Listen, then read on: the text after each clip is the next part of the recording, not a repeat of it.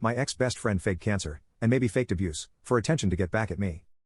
This girl, let's call her Agatha. Agatha and I hung out a lot and we were pretty close. I was an idiot who couldn't see the signs that she was a liar because she was the only one who really treated me like a person. She told me about how she was being beaten by her parents and being someone who had witnessed domestic violence. I felt terrible for her. She then announced some time later that she was leaving the school. She was going to have a party on a Friday. At the same time as this, there was a bet about a friend that was happening behind her back. I thought it was really mean, so the day before the party, I decided to call this friend and organize a way to make the joke on the rest of the friend group instead, to prove them wrong. Agatha, who had made this bet, was with the friend listening to what I said. A normal person would understand why I did it and just laugh about it. But not Agatha. She called my phone maybe 30 seconds after I had hung up with a friend.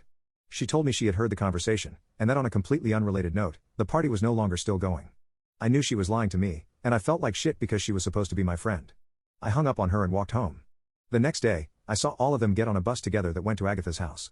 I went completely no contact and cut her off because she was willing to let a joke end our friendship anyways. I guess she thought I would come back to her, so when I didn't, I got a text from my other friends while on the bus. Can you unblock Agatha? She needs to tell you something.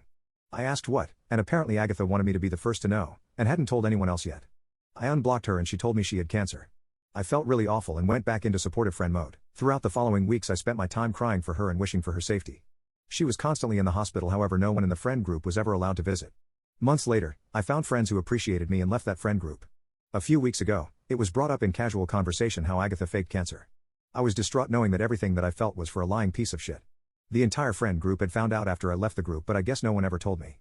This made me doubt everything she had ever told me, like the abuse. I wish I could move on, but I need some type of closure.